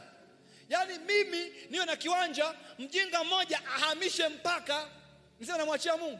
Mungu ana kazi nyingi sana. Ana kazi nyingi sana nakwambia. Nitakunyoosha. Namwacha Mungu hapa. Kuna mambo mengine sio kumwachia Mungu. Mungu anafanya kazi za huko Irani, kuna mambo mengi afanya mpaka wa shamba. Kuna mawili, either ni kuachia au ni kunyoosha. Bwana asifiwe. Unaamini Yesu mwenyewe akumwacha baba yake. Anasema hii nyumba itakuwa nyumba ya sasa, sio nyumba ya biashara. Alichukua fimbo hata kuwatandika wajinga. Akasema maombi, na waombea njiwa waondoke. Hapana, aliwanyoosha kwa fimbo. Nyie wajinga kweli nyinyi, nyumba baba yangu nyie mnafanya biashara mlani. Toka. Takushtaki mkiwa mnaenda. Sio mkiwa mnabaki hapo. Sasa kwenye maisha yako hivyo hivyo, lazima ufike sasa ujiamini. Wewe mama, jiamini kwenye ndoa yako, jiamini kwenye kazi yako, jiamini kwenye biashara. Lazima ujiamini kila mahali. Wako wanawake hapa, eti mume wako anatembea na binti huko nje, alafu nakaa unasema tu naenda. Unaenda wapi? Unaenda wapi? Unaenda wapi Judy? Unaenda wapi? Mlinzi akimbii lindo. Mpe wewe ngoja tu. Tawafundisha hatari nyinyi mpaka mtaanza kuona mambo ambayo hayapo. Unafanya maombi ambayo hajawahi kuyaona. Yaani ambaye akiingia hivi anasema hii nyumba hapana. Kuna mtu anafanya dhambi, alafu anafanyiwa wema, alafu anaogopa wema sababu ya dhambi anayofanya. Ninafahamu mambo ambayo yamekaa. Eti mke wangu, tulikutana na mke wangu. Mimi nifuatilie simu ya mke wangu. Mimi nifuatilie mke wangu hapa, nani kampigia? Mpigieni tu. Mpigieni. Hata kitaka kumtoa out, mtoeni. Kuna siku nilikuwa niko dukani, akaja kijana baba mmoja, kapaki ali pale nje dukani. Anza kumwambia mke wangu, dada wewe mzuri, nimekaa kwenye kochi na muangalia. Unajua kuna saa mtu anapomsifia mke wako unamwangalia, afu unamwangalia mtu mwenye kavaa pete na yeye. Hiyo ni mbuzi. Afu namwambia mke wangu, wala hata usikasirike. Play along. Tuendelee tu. Mimi kwa nacheka tu. Nikamwambia, nikamnongoneza, akitaka out na kusindikiza, nitakuwa dereva wako. Rahisi tu. Kwa shida iko wapi? Atamfanya nini kwani? Acha twende tukale kuku, tule kitimoto, turudi nyumbani. Si shida iko wapi? Sasa wewe unasema dereva wangu. Kuna shida gani? Kama mtu anaanza kuchezea, twende tukale tu. Na akitokea mwingine uniambie, twende tukamtembelee. Na kwa shida gani? Atamfanya nini? Kitu ambacho hujui ni kwamba mke wangu ni mke wa mtumishi wa Mungu. Sihitaji kumwangalia kwa simu. Mimi maombi yangu ni hatari sana. Atakuja amtoe out, akirudi aenda kuzikwa. Tutamsubiri mwingine. Kuna shida gani? Hamna yani kuja tu kumsogelea mke wako kumtongoza. Amsoma habari ya Ibrahimu, amjasoma habari ya Ibrahimu. Wanafuata Sara. Nafikiri imebadilika. Mungu ni yule yule. Ili ni agano, sio mchezo hii. Niangalie simu kakupigia nani? Wakupigie wote mke wangu. Acha wapige tu. Acha kupigia tu wote. Ila siku acha mtu ajichanganye kwenye engo yangu ya maombi, atajua hajui. Mimi naua. Nisizungushe. Alichokiunganisha Mungu mwanadamu. Na mimi naambia Mungu, kuna mjinga hapa atakutenganisha. Yuko hapa. Semelea kwa Mungu uone. Nani? Ni huyu mjinga mmoja yuko hapa. Haleluya. Kuna siku nikiwa ofisini kuja mtu mmoja wenye ndoa, wana shida ya ndoa. Sasa wakaniambia, baba tuombee tuachane. Sasa muachane. Hamna shida. Nikaanza, mlifunga ndoa wapi? Kanisani. Mlisikia viapo? Sawa. Pigeni magoti. Baba, asante kwa sababu ya wanandoa hawa. Wako tayari mmoja kufa au wote. Baba, chukua tu mmoja. Sema mtumishi hapana. Mimi usinigombanishe. Kiapo nasema kifo. Sasa mimi niombe nini? Sinaomba utengano. Ni kifo tu cha kutenganisha. Kwa mimi naomba kifo afe mmoja au tu wote pamoja. Sema mchungaji, maombi gani yake? Nani aliyewafungisha ndoa? Ni mimi au ni Mungu? Na msichanganye. Ndoa hafungishi mchungaji. Mimi nasimamia tu. Alichokiunganisha, nasema jiamini. Mbona hapa jiamini? Kwamba umeokoka sio kwamba uonewe. Kwamba nimeokoka sio mtu anitemee mate usoni alafu namwangalia. Ukimpiga mtu makofi bado unaenda mbinguni. Mwambie jirani yako, bado unaenda mbinguni. Umesikia Victor? Mtu kama hajielewi, unampa makofi, una change setting into factory setting. Kama hajakaa sawa sawa, unafanya nini? Una reset. Papa. Msikia inaanza kuload. Inafanya upya installation, anakuwa iko sawa. Sawa. Hiyo inawezekana. Hata maandiko sema usimnyime mtoto mapigo. Kwa andiko hilo wanangu wote ni wanangu. Kwa andiko lile siwezi kuwanyima mapigo. Haleluya. Sitawanyima. sitawanyima. Mapigo sitawanyima. Kwa andiko lile sitawanyima. Tunataka watu walio waaminifu mbele za Mungu, mbele za watu, na ambao wana ujasiri na utambulisho wao ndani ya Kristo Yesu. Hiyo tu. Tena wanaokazana kuwa wanyofu. Wewe unaambia Bwana asifiwe, sema poa. Mjinga wewe. Ujiamini. Bwana asifiwe poa maana yake nini? Watu wako mtaani huko. Sasa mtumishi Bwana asifiwe. Sawa, sawa. Sema amina. Sema kwa shida iko wapi? Sema shalom. Hamuni wenzenu. Shalom, shalom. Wazi wazi. Sema nimeokoka. Sio unajificha ficha ili ufiche nini? Ili ufiche nini? Ili ufiche nini nasema kwa nini sema nimeokoka? Na sasa hapa nimeshika sura zenu. Nikiona huko mtaani Bwana asifiwe. Habari za leo. Sio naanza Bwana asifiwe njema. Bwana asifiwe sio njema. Bwana asifiwe ni amen. Sawa sawa. Sawa sawa. Bwana asifiwe sio nini? Sio njema ni amen. Mwisho ni furaha na ubunifu. Nehemia 8:10. Nehemia 8:10. Kitabu cha Nehemia. Safi. Wewe unayekaa hapa, hii ndio mikazo yetu. Usafi, utakatifu, uaminifu, kujiamini, furaha na ubunifu. Na ndio unaona haya. Nehemia 8:10. Kuna Nehemia hapa ndani? Ndio. Nehemia? Hayupo. Haya. Nehemia 8:10. Kisha akawaambia, enendeni zenu mle kilichonona na kunywa kilicho kitamu. Tena mpelekeeni sehemu yeye ayawekeaye kitu, maana siku hii ni takatifu kwa Bwana wetu. Wala msihuzunike, kwa kuwa furaha ya Bwana ni nguvu zenu. Furaha ya Bwana ndio nguvu zetu. Furaha ya Bwana ndio nguvu zetu. Kwa maana furaha ya Bwana ndio nguvu yetu. Sio furaha ya kuwa na hela. Hela haziwezi kupa nguvu. Furaha ya Bwana ndio ina nguvu ya ukweli. Bwana asifiwe. Na ninapozungumzia ubunifu, Mungu ndio mbunifu namba 1. Mbunifu namba ngapi? Mwanzo 1:27 asema akamfanya mtu kwa sura na mfano wake. Sura nzima ya Mwanzo inaonyesha uumbaji. Ukitaka ujue kwamba Mungu ni muumbaji na Mungu ni fundi, nenda pale Kabwe ama kwenye mkusanyiko wa watu. Usiangalie vichwa, angalia tu miguuni. Shaka ngapi? Angalia tu miguu, angalia tu miguu yani. Focus kwenye miguu tu, angalie miguu yani. Uone Mungu alivyofundi. Yaani wewe angalia miguu tu yani angalie. Mungu fundi. Achana na sura, angalia tu miguu. Kuna inayonyambalika, kuna inayotembea, kuna inayotambaa, kuna inayopatawanyika, kuna inayoruka. Sema Mungu fundi. Mungu fundi. Mungu fundi. Lakini pia umeshawahi kuangalia mkanda wa kwaya, afu toe sauti. Angalia kwaya inaocheza ile kama Baba Neema, afu toa sauti. Wewe tuweka mute, afu unaangalia pale. Afu wewe unaashumu unavyoimba. Kajaribu uone Mungu alivyofundi. Unajua ukiona unaona muziki unakuchanganya. Zima muziki, afu unawaangalia tu hivi.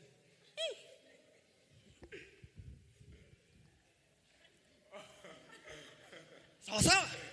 Kama hiyo haitoshi, yeye amjatumia VHS. Zamani tulikuwa na mkanda, unaenda mwishoni. Unataka uanze mwanzo, una uliwind. Sasa ule mkanda uliwind nyuma hivi. Alafu unaangalia ile nyuma inavyoliwind. Utajua, Mungu fundi wewe. Mungu very creative. Mungu very creative. Hizo sauti zenu peke yake tu, sauti peke yake ni ufundi wa Mungu. Unashaka mtu ana mwili mkubwa akiongea sasa. Bwana asifiwe. Unashtuka. Ni Mungu bwana, Mungu ajabu sana. Hivi washangazi, mimi anashangaza sana. Shaka mtoto yuko hivi yani, kembamba kama kale. Akasema, haleluya. Hii sio sawa. Ninachosema ni kwamba Mungu ametuumba kama maua kwenye bustani ili tufurahie tofauti zetu. Usimshangae mtu. Ni dhambi kumwambia mtu mbaya. Hujawahi kuumba hata sisimizi wewe. Kila kitu ni kizuri kwa vile Mungu amekifanya. Anasema nitakushukuru kwa vile nimeumbwa kwa jinsi ya ajabu na jinsi ya kutisha. Na nafsi yangu inajua hivyo. Mwambie jirani yako, najikubali. Jaribu la kwanza la mtu yoyote ni kujikataa vile alivyo. Mtu anayepata shida, mimi macho yangu makubwa anatembea ameyafunga hivi. Unapata shida mno. Mimi na matege, unataka nani awe na matege sasa? Kila mmoja vile alivyo ndio hivyo. Jikubali. Unasumbuka bure tu. Mimi hapa mwili wangu mdogo, nichome sindano niongezeke. Wewe haujui. Njia ile ni nyembamba. Nakwambia kabisa. Oho.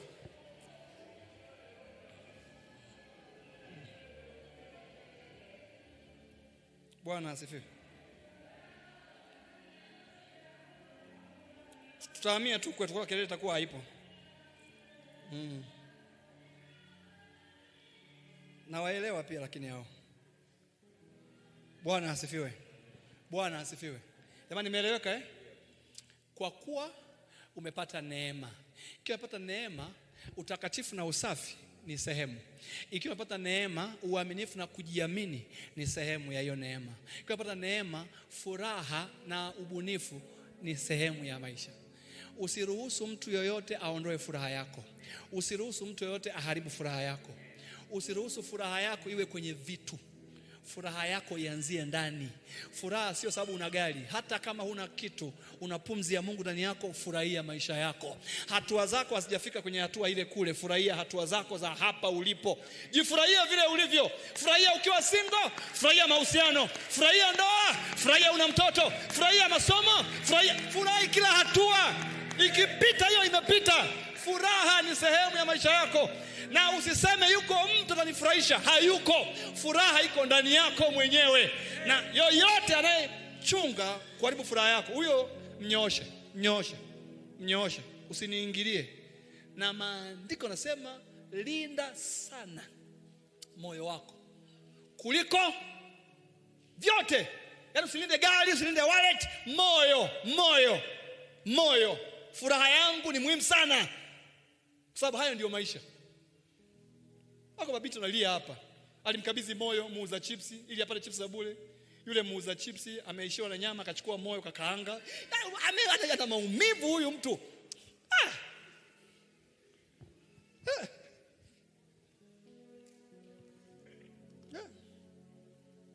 Memkabidhi moyo profesa upate A. Kasahau ofisini kwenye laptop, una mavumbi saizi na una sapu. Memkabidhi moyo mcheza mpira, unataka kufanyia mazoezi, umeingia mchanga. Mpe moyo Bwana wewe.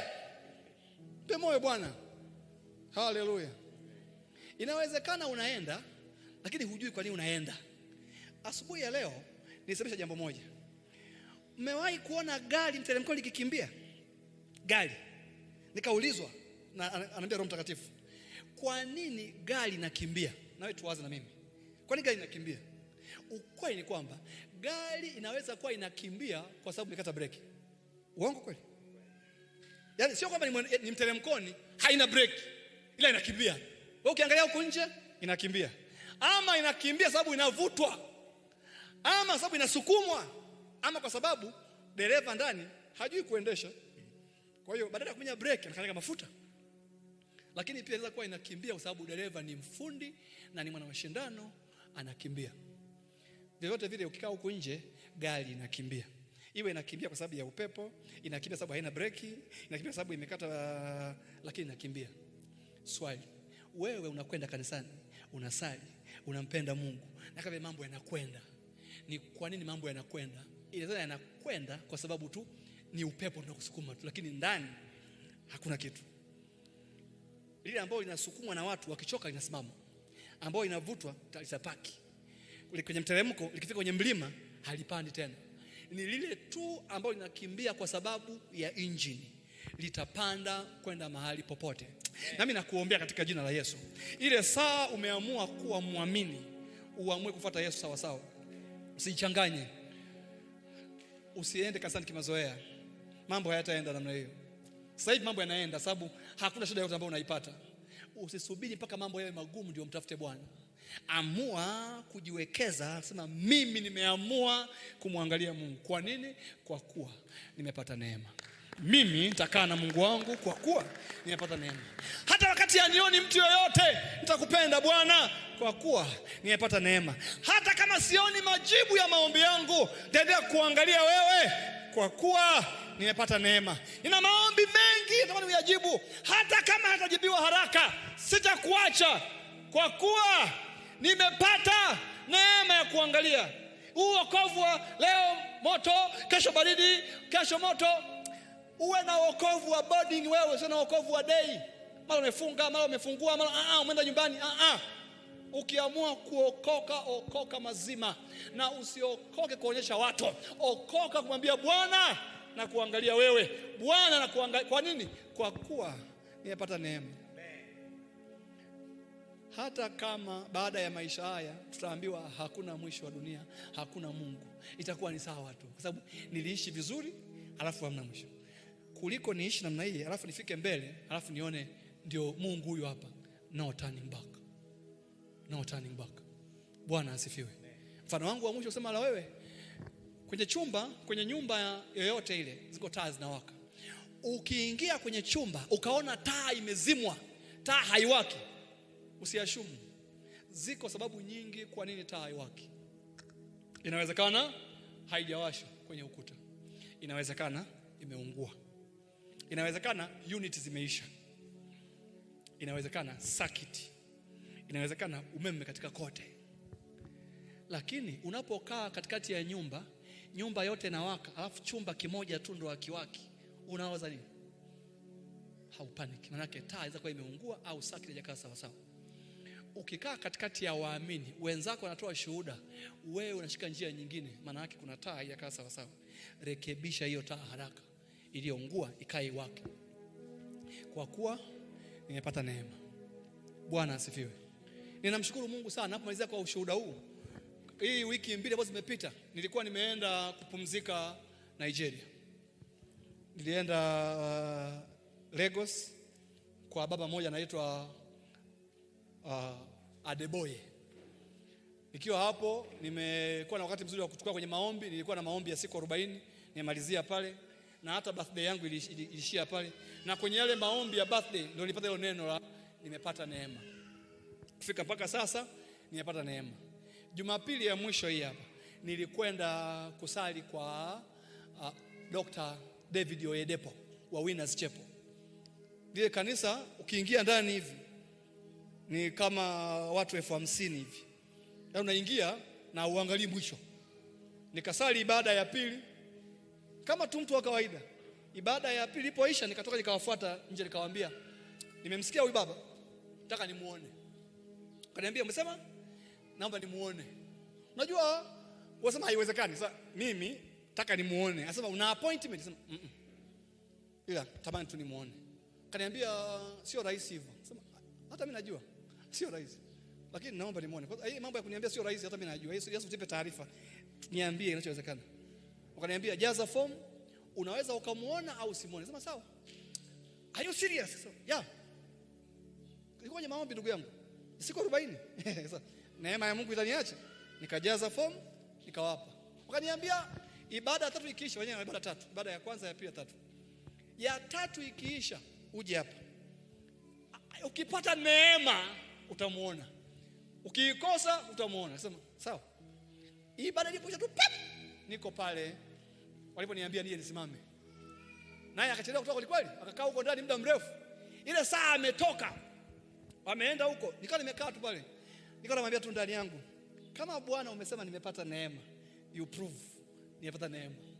Nilikuwa naendelea kuomba pale tu. Redebo shenderia na mayada, leleria rabayada.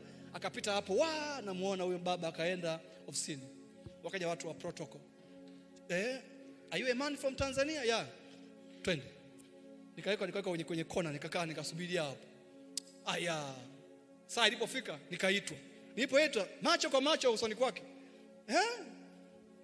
What do you want? Swali jepesi kabisa. What do you want? Kaambia ukitaka mengi, manto. Simple. I just need grace. Grace. Are you a pastor? Sema yeah. Umekuja lini? Nikasema jana. Uko hapa? Okay. Akanishika mkono akasema come here. Nikapiga magoti. Nikawekewa mkono, akatamka maneno haya. I speak anoint for greater exploit. Nikasema hallelujah. Kama nimepata neema. Ile saa nainuka pale ni kama vile ulimwengu umebadilika cha. Kama vile siamini kama baba nimemuona afu nimemshika mkono, akaniambia God bless you sir. Sasa baba wewe haujui tu hata zaki moyo haujui tu yani haujui tu. Nitoka hapo nje nikapiga magoti, nimebubujika, hata sikujua kilichoendelea huko. Mimi nilikuwa nalia tu. Nikasikia kama mkono mzigo mmoja umetua. Nasema kama umepata neema. Usiku wake nikaona maono, nilikuwa natembea mahali mwendo mgumu nachoka, miguu imechoka, alafu ghafla nikaona mambo kama bumper zimeniachia, alafu nimesimama, alafu nikaanza kutembea mwendo kuwafuata wale walio mbele. Alafu nasikia anatembea anakuja huku. Nikasikia furaha mpaka machozi, alafu nikashuka kwenye ndoto. Kwenye maono nashtuka, ile neema niliyoibeba ndio hiyo neema ambayo nakuja nayo kwenye nyumba hii katika jina la Yesu. Kwa wale wa nyumba hii nasema kama nimepata neema, nimepewa bure na mimi naiachilia bure kwa katika jina la Yesu. Hii itakuwa ni neema ya kwenda mbali sana. Na mimi naona ukubwa mwingi sana mbele, ukubwa mwingi sana. Nilikuwa na baba yangu wa kiroho ananiambia, umekutana na Oedepo? Nikasema umewekewa mikono? Amekuombea? Wewe umepata neema. Nikasema Pastor Emmanuel Mchuta, umepata neema? Hata nimepata neema. Na hiyo nikajiambia naenda hata kuprint t-shirt kwa kuwa nimepata neema. Na mimi najua Eagles Chapel tumepata neema. Haikuwa nyepesi. Na ukweli kabisa, sikuwa naenda nikisema kama nataka nikamwone mtu fulani. Nilikuwa najienda, hata nilikuwa nawaambia hapa, natamani tu nikapumzike. Lakini nikaenda, ile sio neema ya kawaida. Yule baba anajenga kanisa la watu 100,000 na kitu. Na nimetembea kwenye kanisa linalojengwa 114. Hakuna nguzo katikati. Ni jengo tu. Yaani jengo, uwanja wa mpira hauingii. Unaangalia hivi, unaangalia sema, "Hai! Jengo la ghorofa 8 kwenda juu. Ni jengo moja." Alafu ni baba ambaye anaenda kwenye miaka 70. Hata akiongea anaongea taratibu tu. Akihubiri anaongea dakika 40. Hizo dakika 40 akihubiri wewe unajaza notes karatasi nne. Yaani kila anachokiongea unaandika. Hata akiwa anaomba unaandika. Sio, yaani hata akiongea, "Father, because of the way," hilo sijai kuliona. Ile unachukua notebook kwenye maombi unafungua macho. Lord, maombi nimeyapenda. Nimeyapenda. Amen. Hallelujah. Kwa hili nimuelewe, ilibidi nihudhurie ibada 3 ili nimsikie mara ya kwanza, ya pili sema, kuna watu wana neema bwana. Wana neema. Bwana asifiwe. Sikuja hivyo nikasikia ndani yangu jambo moja tu jepesi. Neema ni utele. Neema ni wingi. Na mimi ninakuja na zawadi ambayo nafanya kinabii. Naomba tu mama tufanye zoezi hili, nataka niwaombe, alafu tuende mbele katika jina la Yesu. Hallelujah. Hallelujah. Hallelujah. Hallelujah. Kwa kuwa nimepata neema. Asante sana. Hapana, tuanze kwanza. Kwa kuwa nimepata neema. Hii nilikuwa nimepreach mifuko kama zawadi. Lakini nikasikia ndani yangu, nataka nikuombee. Huu ni mfuko tu. Ila utakumbuka kwamba nataka nikitamke kwako kiwe kingi ambacho hakiwezi kupungua hata siku moja. Mimi nazungumza tu utele. Unini? Utele. Kila anapofunga ibada huwa natamka hapa. Kwako iwe nuru, kwako iwe furaha, kwako iwe ukamilifu, kwako iwe heshima, kwako iwe ukamilifu, kwako iwe shangwe na amani tele. Na hii ni alama tu. Iseme tu, kama huwezi kuelewa sema tu ni zawadi ulipata. Sawa sawa. Utembee hapo, utembee kama alama ya neema. Bwana Yesu akristiwe. Kwa kuwa umepata neema. Njoo tu uchukue, tunaposimama praise and worship team tuimbe taratibu.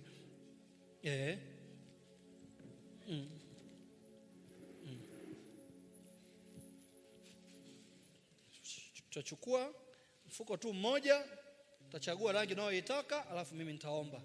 Sina cha kujivunia. Karibu tu, karibu. Ila neema yako. Sina cha kujivunia ila neema yako. Neema yako yanitosha. Neema yako yanitosha. sina cha kuwaonyesha ila neema yako, sina cha kujivunia ila neema yako, neema yako yanitosha, neema yako yanitosha. Sina cha kujivunia ila neema yako. Watoto waache kwanza. Sina cha kujivunia ila neema yako, neema yako. Naomba usimame. Neema yako yanitosha. Nataka ujue kitu kimoja. Unajua kuna watu wengine wao wanatafsiri vitu vibaya. Hii haina uhusiano na ukiroho. Jamani naeleweka Jamani naeleweka? Ni mfuko tu wa zawadi unaoweza kubebea vitu ukienda kokote kule kama alama ulikuja. Sawa sawa Lakini ndani yangu nilisikia nitoe napoomba, kwa sababu nilisikia ujumbe huu kwa kuwa nimepata neema. Kwa hiyo ufungue hivi mfuko. Hivi tu mfuko hivi. Kama unapokea kitu. Oh haleluya. Kama unapokea kitu. Haleluya. Napozungumzia neema sio juhudi yako. Ninajua kwa maombi haya kuna watu walikuwa wanaumwa wanapona. Kuna watu mambo yalikuwa hayawezekana. Kuna mtu alikuwa anamwamini Mungu kwa mtaji alikuwa hana. Anayefanya sio mtu, ni Mungu tunayemwamini. Mungu tunayemwamini ni Mungu tu. Sema Yesu peke yake. Nasema anayefanya ni nani? Yesu peke yake. Najua umekuwa umefanya mfuko na umeweka uwe mkubwa kwamba baraka na ile neema nao ipokea. Ndio ishara kwamba napokea neema, kwamba sitakaa katika unyonge katika jina la Yesu. Sema Baba katika jina la Yesu. Asante kwa neno lako. Nimejua nimependelewa. Nimejua nimeneemeshwa. Najua nimefadhiliwa. Uhai wangu, maisha yangu, kila nifanyacho ni kwa sababu nimepata neema. Namna yoyote ile ya kukwama kwenye maisha yangu sitakwama tena. Leo hii napokea neema. Napokea kwa upya neema katika jina la Yesu, ili niwezeshwe, ili nishinde, ili nifanikiwe katika jina la Yesu. Katika maisha haya niende mbele, nisibaki hapa katika jina la Yesu.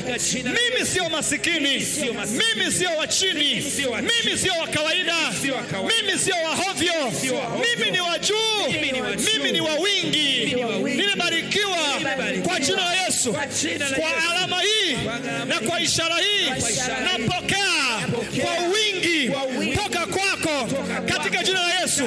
Iwe kumbukumbu kwenye ulimwengu wa roho kwamba leo hii nimepata neema, nimepata neema, nimepata neema, nimepata neema, nimepata neema.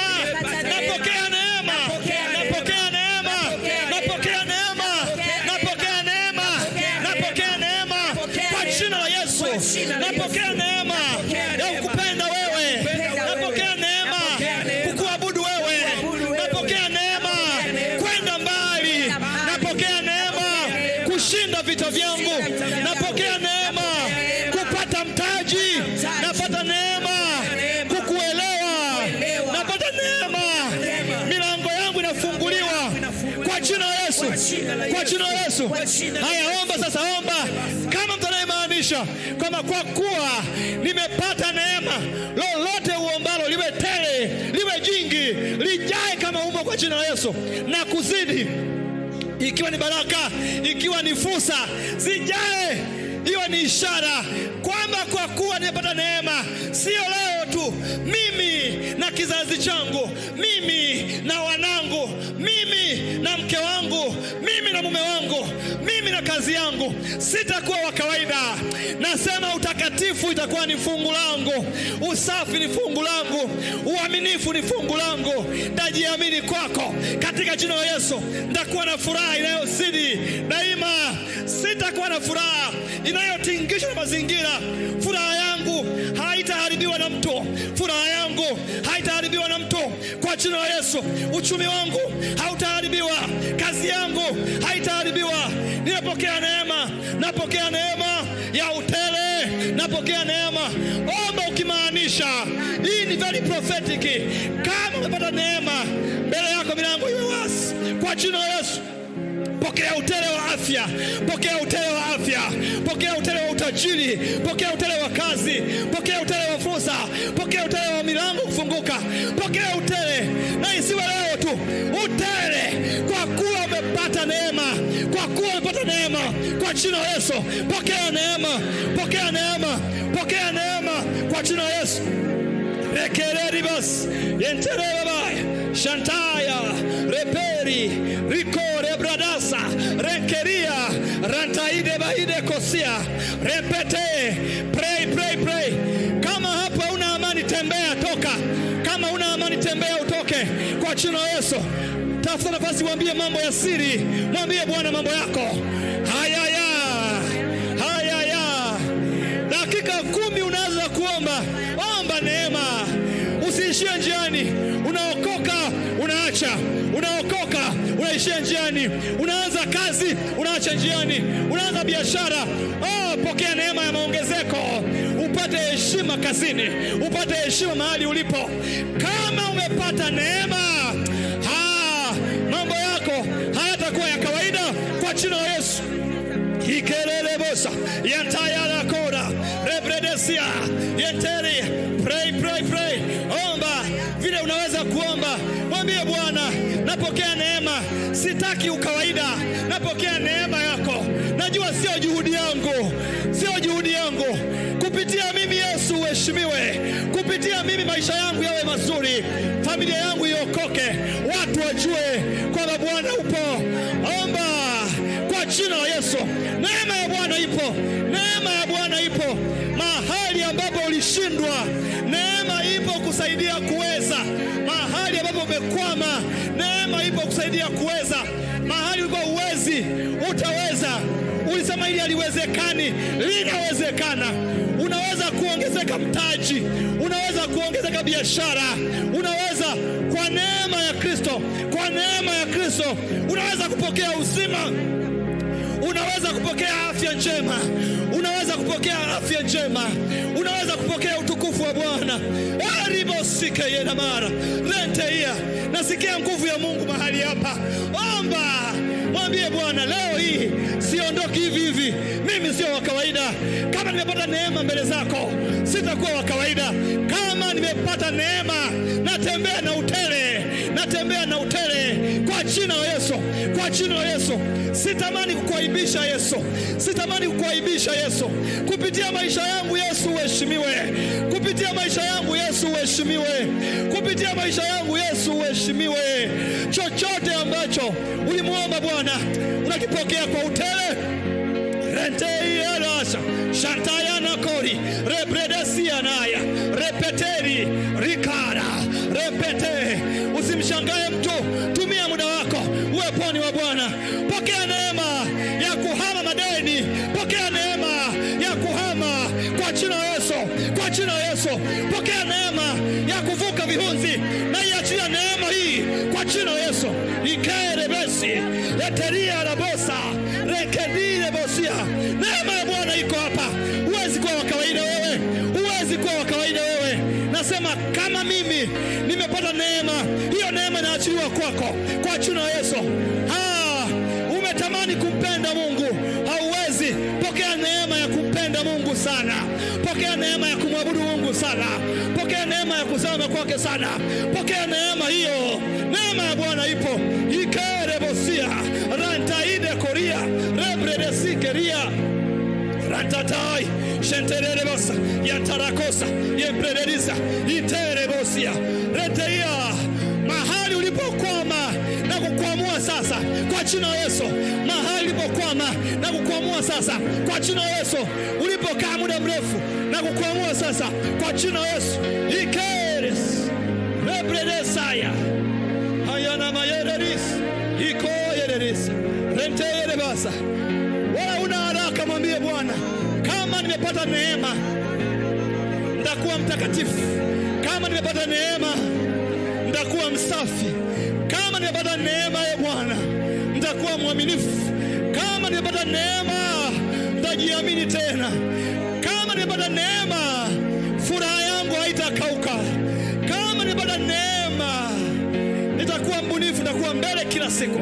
Ire koria rabara shanterire bazisi kosha rantata rempenteri ikoyedera reberisa rekerisa rentaide ribaya yenteriri kosia remperira marata yenterera sia. Pokea neema, pokea neema, pokea neema, pokea neema, pokea neema, pokea neema, pokea neema kwa jina la Yesu. Kwa uwezi unaweza sasa. Unaweza sasa. Unaweza sasa. Unaweza sasa. Pokea neema ya kuweza. Pokea neema ya kushinda. Pokea neema ya kuweza. Wewe uliyeteswa na madeni, pokea neema. Unahama kwenye madeni sasa. Unahama saa hii kwa jina la Yesu. Kwa jina la Yesu. Ulipofungiwa muda mrefu, unafunguliwa sasa. Unafunguliwa sasa. Nasema kama umepata neema leo hii, usiondoke hapa kawaida. Uwe uchungu wa moyoni, samehe na achilia. Uliyekaa na uchungu muda mrefu, uliyekaa na uchungu muda mrefu, samehe na kuachilia. Haitakusaidia kukaa na uchungu na kukaa na hasira. Reteri basa. Ulishindwa kusamehe muda mrefu, unasamehe sasa. Unaweza kusamehe sasa. Rebos ikerebeyana shentereria remperia kosa renkerire rebasha yentereribaya. Dakika tano zaidi, omba, omba. Ish inkayana ma erebaya nash yentereria yanaya yentereria osha shantayana maya rentereria raba rankantayana maseris inkayana bareres yentereria rabosha shentereyebesa inkayana antayene maresa yenterebasi ikerebesa rebrera sayana yantayana maka rebeleria radasa intayana mako shentererisi kosa rebereria rada shantayana mayederi rikareberesa rebererisaka shantayana ba rebrederi rikayada shenterebereri sikorere barabaide yentereri resa yantayata yempereri besa yentereri kaya rantayana yentaidesa yentereima yenterebaida yenterei kosa yenterebasi ikayada ba yentereria serebis ikoyeleba. Kwa kuwa nimepata neema mbele zako Bwana, nitakusikia, nitakuelewa na nitaendelea mbele. Nitaendelea. Daima kwangu itakuwa nuru. Daima kwangu itakuwa nuru. Daima kwangu itakuwa nuru. Daima kwangu itakuwa nuru. Itakuwa nuru. Itakuwa furaha. Itakuwa furaha. Itakuwa furaha kwa jina la Yesu. Erema hayana. Ederema hides. Hikayana ma. Yendereba sharas. Hiko yerera. Hayana ma yedesi. Yenderebo sharayana ma. Hantayana ma kores. Hikayana ma. Nasikia una mashaka, endelea kuomba. Mungu yupo. Mungu yupo. Ni Yesu peke yake ndio msingi wetu. Ni Yesu peke yake anaweza kufanya yasiyowezekana. Ni Yesu peke yake anaweza kujibu maswali yasiyojibika. Ni Yesu peke yake anaweza kutoa faraja ambayo mtu mwingine hawezi kutoa. Ni Yesu peke yake anaweza kuponya ugonjwa ambao uponyaki. Ni Yesu peke peke yake anaweza kufichua siri zilizofichuka. Ni Yesu peke yake anaweza kutuvusha vihunzi ambavyo haviwezekani. Ni Yesu peke yake anaweza kufungua vifungo vilivyofungwa muda mrefu. Ni Yesu peke yake anaweza kuyajibu matamanio yetu. Ni Yesu peke yake anayeweza kutupa hatua mpya kila leo. Tunapoingia mwaka wa 4 wa Eagles Chapel, iwe hatua mpya kwako na wewe kwa jina la Yesu. Iwe hatua mpya kwa jina la Yesu. Kama nimepata neema, herelema iles, hikaya na maya na nama, shederere, hikaya na maya, hikerebosa. Neema ya Mungu iko nyingi sana. Inerebosa, yantaya na maya, haramaya na. Anasema na uzima wa milele ndio huu, wakujue wewe Mungu wa kweli na Yesu Kristo uliyemtuma. Yesu Kristo uliyemtuma. Hatuna mwingine isipokuwa Yesu pekee aliyetuma. Harama iles, yeterele maya na, antayana maya, antayana maya, yetere maya na, yetere rikosa, antayana maya, antayana maya maya.